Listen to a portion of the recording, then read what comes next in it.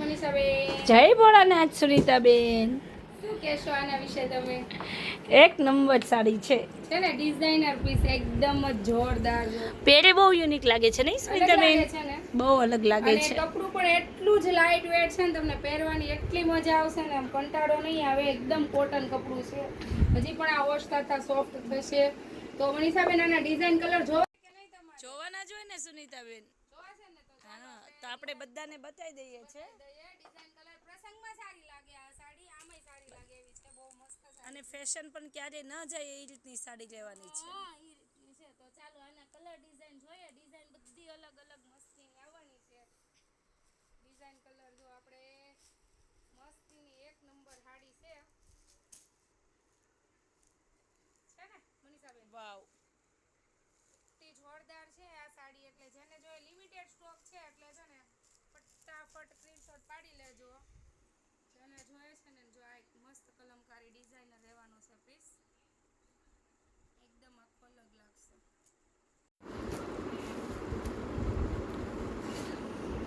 અમે પહેર્યો છે ને મનીષાબેન, એનો કલર છે. છે ને? બહુ મસ્ત છે. બાકી વગર પીને પાટલી મારી છે. પાટલી હલતી નથી આપણી. પણ તમે સુનીતાબેન લાવો જ છો કપડું એ રીતનું ને, એક નંબર વસ્તુ લાવો છો.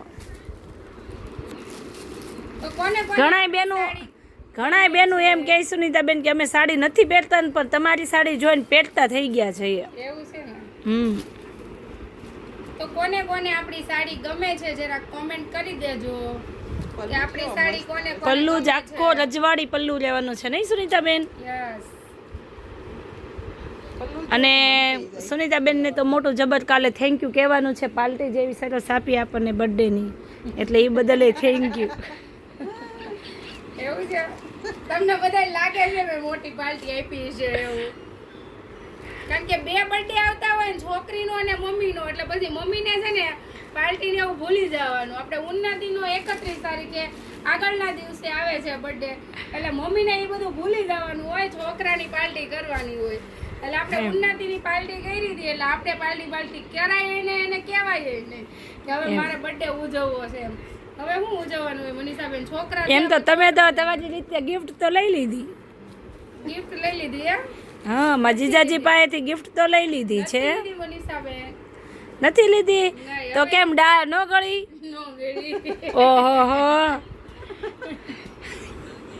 નો સેટિંગ આવ્યું મનીષાબેન.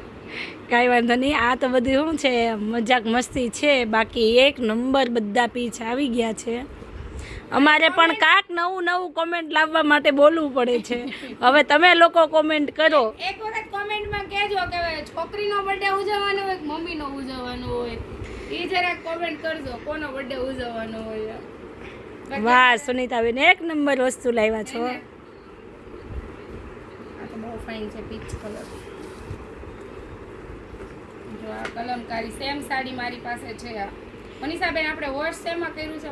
મશીનમાં. ફર્સ્ટ વાર જ્યારે અમે આ સાડી સુનીતાબેને પહેરી હતી ત્યારે અમે મશીનમાં નાખી વોશ કરી નાખી હતી. આ સાડી તો પણ એવી ને એવી જ રહે અને પહેરે તો એક નંબર લાગે છે એ સાડી નહીં? ચાલો હવે આ સાડી છે ને જોઈએ છે, ફટાફટ સ્ક્રીનશોટ પાડી દો અને ફટાફટ બુક કરી લો, એટલે વહેલા તે પહેલા એવું છે આમાં.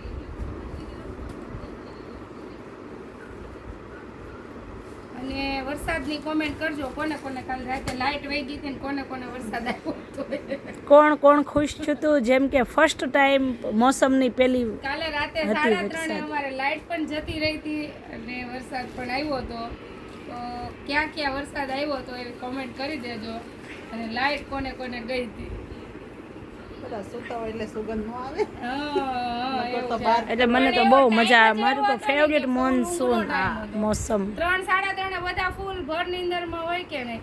અમારે તો તક્ષુની ગાડી પડી ને ઓલી બાજુ રોડ સાઈડ, એટલે અવાજ આવ્યો એટલે અમે બધા જસ્કીને જાગ્યા ભાઈ શું થયું એમ. પછી બહાર કેમેરો છે ને, તો કેમેરામાં અહીંયા ઓલું થયું ને એટલે અમને એમ શું થયું એમ ટેરેસ ઉપર, એટલે અમે બધા દોડીને ગયા એવું.